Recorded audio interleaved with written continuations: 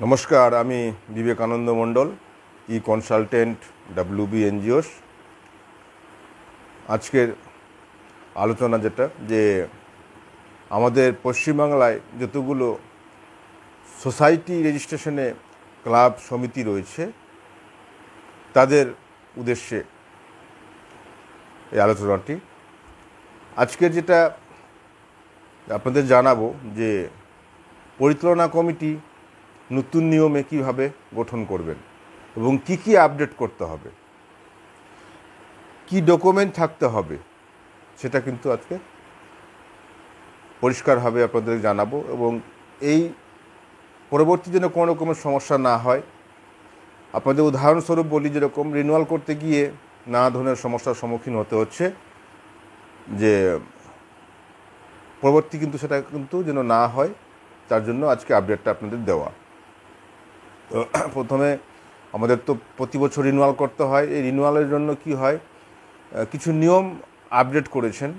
আমার সঙ্গে দুদিন আগে রেজিস্ট্রারের কথা হয়েছে, নানা রকম রিজেকশন নিয়ে আমি কথা বলেছিলাম, তারা জানিয়েছেন এটা।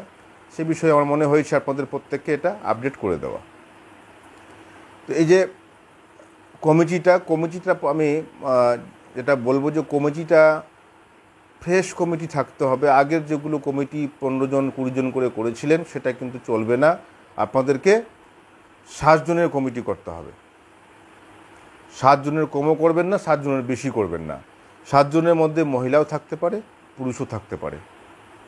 একটা 2 নম্বর হলো যে এই 7 জনের কিন্তু আধার KYC থাকতে হবে। আধার যেন ওটিপিতে যেন হয়, আধার যেন ওটিপির মাধ্যমে আধার ডাউনলোড করা যায় এরকম, এবং প্রত্যেকেই দেখবেন যে আধারে মোবাইল নাম্বার মেনশন করা থাকে। এইরকম কমিটি মেম্বারের প্রত্যেকের আধার ওটিপি ফ্যাসিলিটি থাকতে হবে। প্যান কার্ডের সঙ্গে আধারের লিঙ্ক যেন অবশ্যই থাকে, কারণ অনেক সময় দেখা গেছে যে আপনারা যখন ITR কোনো কাজ করবে, অনেক এনজিও ITR কাজ করে, তখন কিন্তু লিঙ্ক হবে না। আপনি যখন কাজ করবেন, কাজ করতে দেবে না। এই জন্য যখনই প্রথমে তো ম্যানেজিং কমিটি গঠন করবেন, ফ্রেশ লোককে করবেন, যাতে কোনো রকমের ইস্যু না থাকে। আধারের সঙ্গে প্যানের লিঙ্ক থাকবে, ওটিপি আসবে এবং মেল ID যেন থাকে, এরকম মেম্বারকে বাছাই করে কমিটির মধ্যে নেবেন 7 জন। এরপরে আপনারা যেটা যে ম্যানেজিং কমিটির লিস্ট যেটা বানাবেন, প্রতি বছর আপনারা ম্যানেজিং কমিটির লিস্ট বানান। রিনিউয়ালের ক্ষেত্রে কি হয়, এই লিস্টটা পুরোটা চেঞ্জ হয়েছে। আগে যেরকম লিস্ট বানিয়ে দিয়ে দিলে হয়ে যেত, তখন কিন্তু হবে না। কি হয় এখন, যে কমিটির লিস্ট তৈরি করতে গেলে আপনাকে প্রথমত নাম, মোবাইল নাম্বার থাকবে, অ্যাড্রেস থাকবে, অকুপেশন থাকবে, তারপরে আপনার থাকবে গিয়ে লাস্টে সিগনেচার একটা ঘর থাকবে। তার নাম, অ্যাড্রেস, কি পজিশন আছে, সেক্রেটারি না প্রেসিডেন্ট, তারপরে অকুপেশন কি আছে, কি কাজ করেন উনি, আর লাস্টে একটা সিগনেচার ঘর থাকবে। এই হলো রিনিউয়াল করার জন্য আলাদা একটা ফরম্যাট রয়েছে ম্যানেজিং কমিটি লিস্টের জন্য। এরকম লিস্ট বানিয়ে দিতে হয়। এবং 7 জনের জন্য মোবাইল নাম্বার দেওয়া থাকবে। যে নাম্বারটা আধারে থাকবে সেই নাম্বারটা কিন্তু আপনার ইস্যু থাকবে, লিস্টে থাকবে। এবং প্রতি বছর লিস্টটা আপডেট করতে হবে। উপরে লিখতে হবে 2024-25 managing committee list of 2024-25, governing body list of 2025-26। যে বছরে থাকবে সে বছরে কিন্তু আপনাকে আপডেটটা করে নিতে হবে। হতে পারে ওই কমিটি 5 বছর থাকবে, কিন্তু প্রতি বছর আপনাকে পুরো হেডটা চেঞ্জ করে নিতে হবে। তাহলে ক্লিয়ার। এরপরে কি হবে, যে নেক্সট এই যে আপনি ম্যানেজিং কমিটি আগে যখন এনজিও দর্পণ করেছেন, আর কিছু করেছেন, সেখানেও কিন্তু ম্যানেজিং কমিটি লিস্ট আপনি 15 জন 10 জন ঢুকিয়ে রেখেছেন, সেখানেও কিন্তু আপনাকে আপডেট করতে হবে। সেখানেও কিন্তু প্রত্যেকটা মেম্বারকে আপনাকে চেঞ্জ করে, এডিট করে আপনাকে আপডেট সাবমিট করতে হবে। যারা ITR করেছেন, যারা লিস্ট পাঠিয়েছেন, তাদের তো অবশ্যই আপডেট করে জানাতে হবে যে আমরা এটা চেঞ্জ করেছি। এই ধরনের কমিটিগুলো প্রত্যেকেরই আরেকটা জিনিস মাথায় যেটা রাখতে হবে বিশেষ করে, যে কমিটিগুলো যেন প্রত্যেকেরই বয়স যেন 18-র উপরে থাকে, এবং কি লাস্ট যেটা বয়স নেই, মানে 18-র উপরে যত বয়স পর্যন্ত রাখতে পারি, কিন্তু 18 যেন কম না হয়। এবং আধারের যা অ্যাড্রেসটা, সেই অ্যাড্রেসটাই কিন্তু সেখানে মেনশন করবেন, কোনো রকম বানিয়ে দেবেন না। আধার যদি ভুল অ্যাড্রেসই থাকে, তাহলে কিন্তু ভুল অ্যাড্রেসই আপনাকে ঠিক করতে হবে।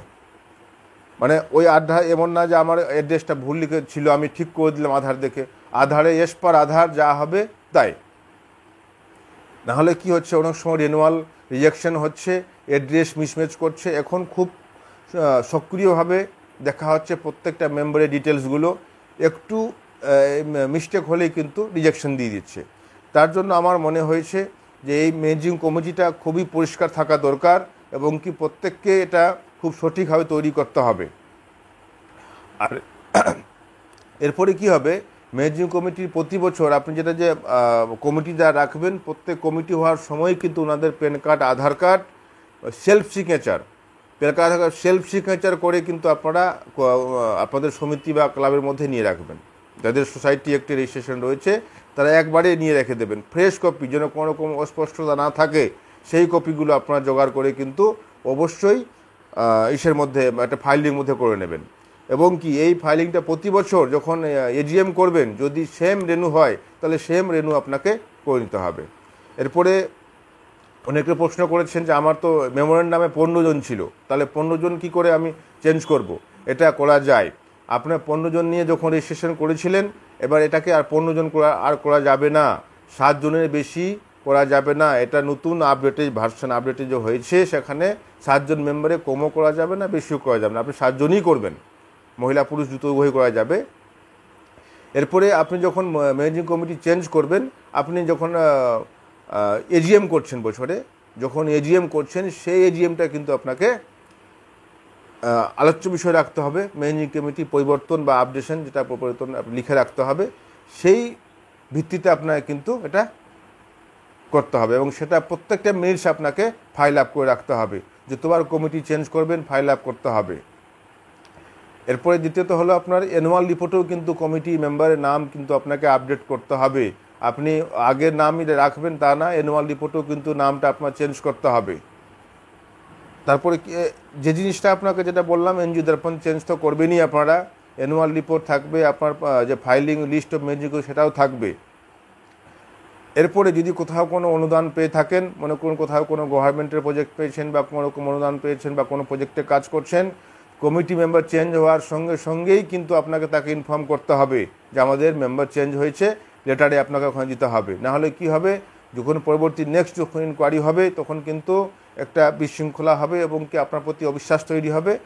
যাই করুন, আপনাকে যেখানে যেখানে আপনি জানিয়েছিলেন আমার আগের কমিটি এই ছিল, পরবর্তী কমিটি আমার এই আছে, সেটা কিন্তু আপনাকে পরিষ্কার জানিয়ে দিতে হবে। চিঠির মাধ্যমে হোক, মেলের মাধ্যমে হোক, আপনাকে কিন্তু আপডেট করতে হবে।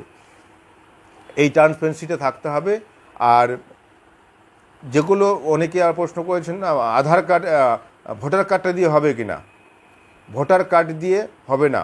ভোটার কার্ড থাকলে মেম্বার কমিটিতে নেবে না, বা কারণ যেহেতু ওরা আধার কার্ড ডিমান্ড করছে, সেই জন্য যাদের ভোটার কার্ড রয়েছে, আধার কার্ড পরিষ্কার না, বা দেখা যাচ্ছে যে ওনার ফটো পরিষ্কার বোঝা যাচ্ছে না, ওনার মোবাইলে ওটিপি আসছে না, এরকম চলবে না। এগুলো ফ্রেশ আধারে যারা রয়েছেন সেগুলো লোককে আপনারা কমিটির মধ্যে রাখবেন, এবং 7 জনের সুন্দর করে একটা লিস্ট করে, যেমন বললাম এখন থেকে সিগনেচার লাগে, ওটিপি ভেরিফাই হয়, মাথায় রেখে আপনারা কমিটি লিস্টটা তৈরি করবেন। তাহলে আজকে এই পর্যন্তই। নমস্কার। কোনো সমস্যা বা কোনো অসুবিধা হলে অবশ্যই হোয়াটসঅ্যাপ অথবা মেল করবেন। নমস্কার, ভালো থাকুন।